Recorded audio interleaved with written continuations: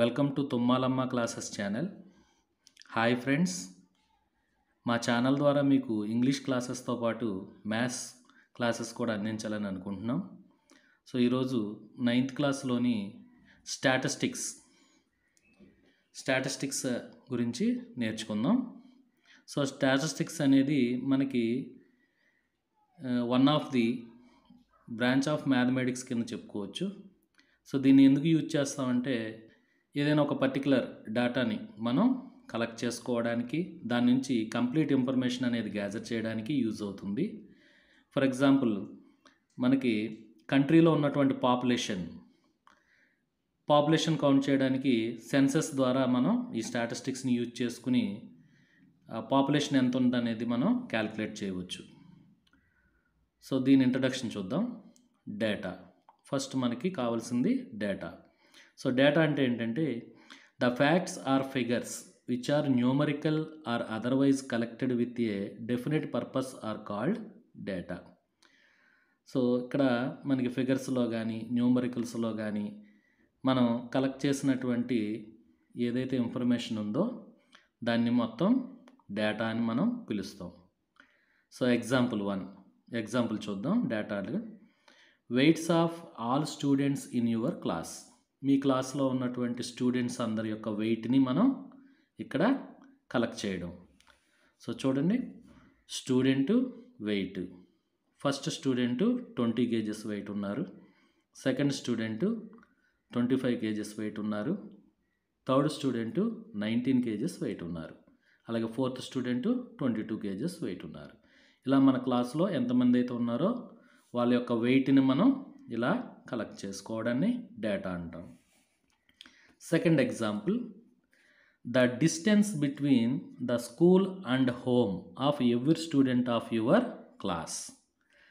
So ప్రతి స్టూడెంట్కి వాళ్ళ ఇంటి దగ్గర నుంచి స్కూల్కి ఉన్నటువంటి డిస్టెన్స్ ఏదైతే ఉందో దాన్ని మనం కలెక్ట్ చేసుకోవడం.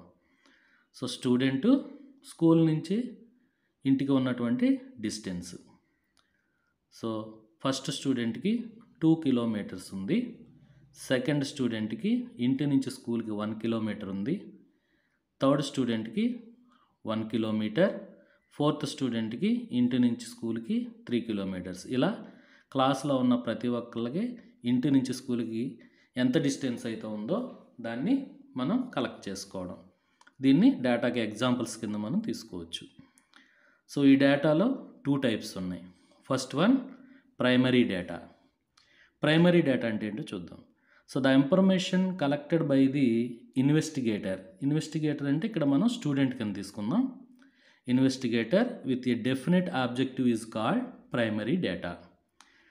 సో ఎవరైతే మనకి ఇక్కడ డెఫినెట్గా అంటే ఖచ్చితంగా మనం ఇన్ఫర్మేషన్ని గ్యాదర్ చేస్తున్నామో, డెఫినెట్ ఆబ్జెక్టివ్ ఎవరైతే మనం ఇన్ఫర్మేషన్ గ్యాదర్ చేస్తున్నామో ఆ డేటాని ప్రైమరీ డేటా కింద తీసుకుంటాం. దీనికి ఎగ్జాంపుల్స్ వచ్చి, సో పైన ఉన్న 2 examples తీసుకోవచ్చు. ఇంకా another example, number of siblings that each student have. అంటే మీ క్లాస్లో ఉన్నటువంటి స్టూడెంట్స్ ఎవరైతే ఉన్నారో, సిబ్లింగ్స్ అంటే అన్నదమ్ములు కానీ, అక్క చెల్లెలు కానీ, అన్నా చెల్లెలు కానీ, ఇట్లా వీళ్ళని సిబ్లింగ్స్ అంటాం.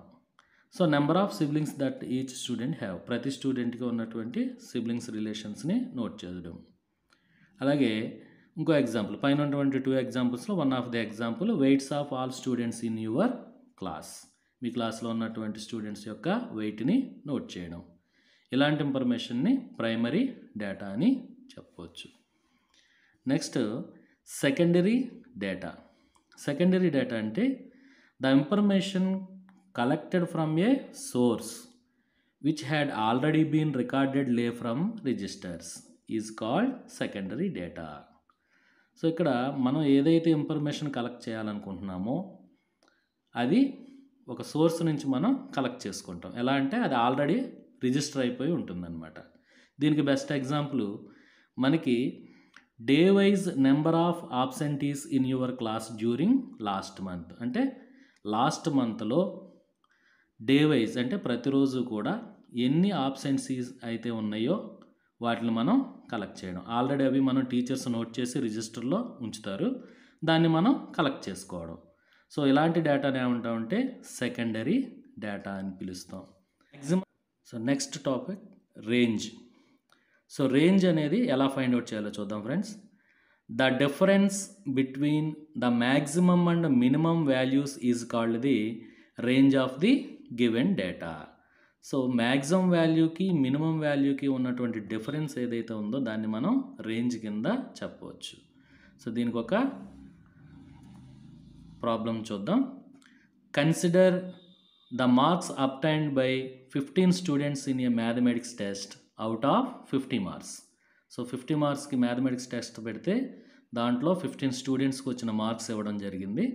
దీని రేంజ్ ఎంత అవుతుంది అనేది మనం ఫైండ్ అవుట్ చేయాలి. 25 మార్క్స్ చూద్దాం. 25, 34, 42, 20, 39, 50, 28, 30, 50, 11, 20, 42, 45, 47.